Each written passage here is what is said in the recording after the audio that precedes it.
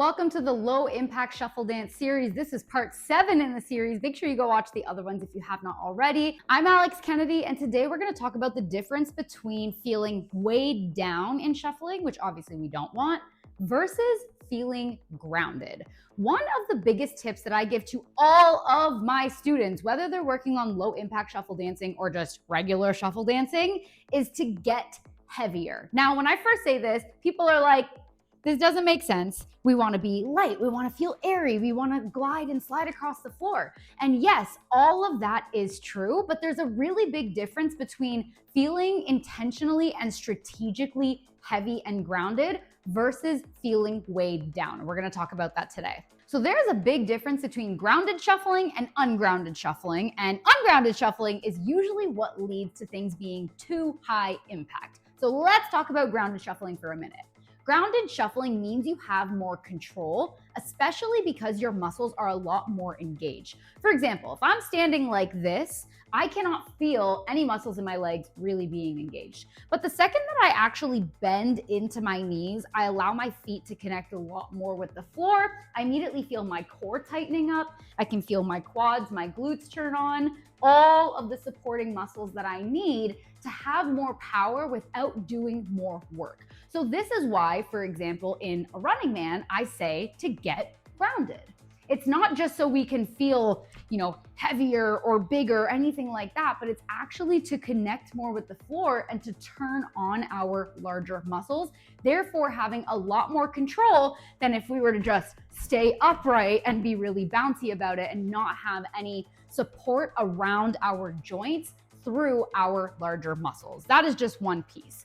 Lower impact also means getting down and staying down, whereas higher impact tends to look like a big up and down motion, and we're really switching between getting high and low, especially if the feet are leaving the ground in a hopping manner and then dropping back down.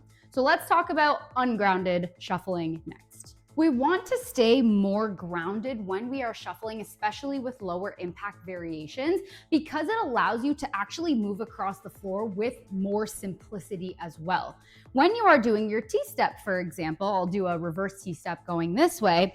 If my foot is nice and flat on the floor and all of my muscles are pulling towards the ground, it's almost like each movement of my pivoting foot has a magnet underneath my shoe, and it's really just controlled and moving across the floor. Whereas if I am not grounded enough, I'm staying too upright, I'm feeling too kind of light and airy, I probably will fall off balance, number one, but number two, I'm gonna probably have to hop to catch myself due to that off balance feeling. So if I'm here and I'm trying to really stay upright, obviously this is a dramatization so that you can really see it, but my knee has to do a lot more work, and I'm way more likely to fall one direction or another and then have to hop to catch myself. So overall, not only is being more grounded going to help you have more control, but it's also going to help you be more smooth and therefore lower impact. So on top of bouncing between higher and lower levels, there are also other reasons why ungrounded shuffling is higher impact. Number one, more hoppy, right? We can hop in cutting shapes and feel really like flaily with it, or we can hop in a really grounded and controlled way.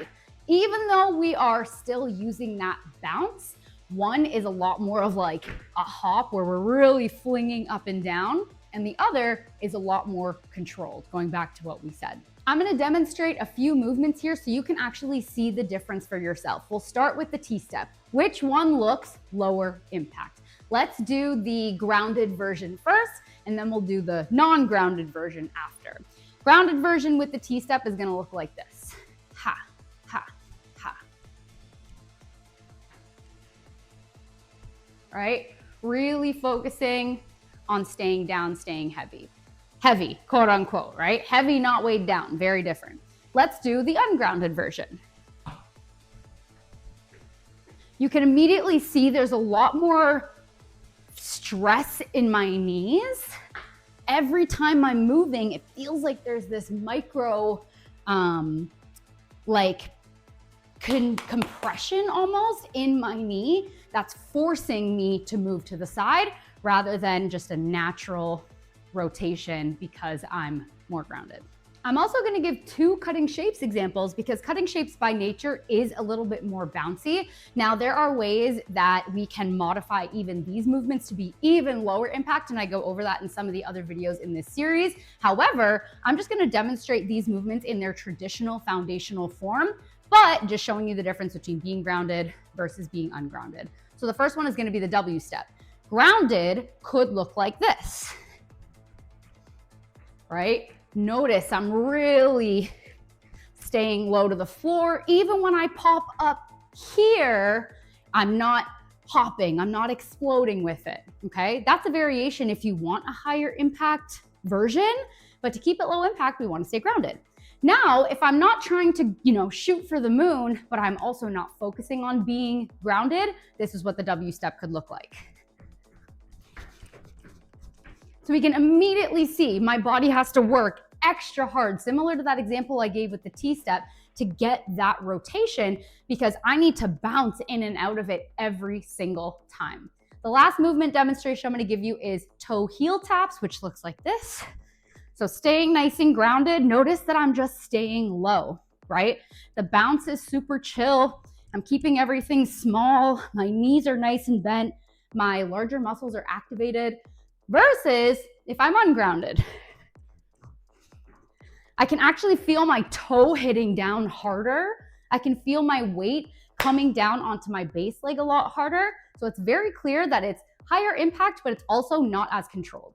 All right, so now you see the difference between staying grounded and heavy intentionally and strategically versus trying to stay upright, not grounding yourself enough for fear of being weighed down, and how that actually leads to higher impact shuffle dance when it's just not necessary and it's not efficient. If you want to learn more about low impact shuffle dancing, first, make sure you go and check out all of the rest of the videos in this series. They are so good. But second, my footwork blueprint course has an entire section with low impact variations of the foundations that we all know and love. That way you can learn to shuffle dance properly from the first time, or if you're even someone who already knows how to shuffle and you want to go back to basics and really make sure you're cleaning up those foundations, that is in there for you too. I'm going to leave the link in the video description. Comment anything else that you want to learn and see on my channel, and otherwise make sure you subscribe to Shuffle Shred. I'm going to always teach you how to be a powerful, confident, and unique shuffle dancer.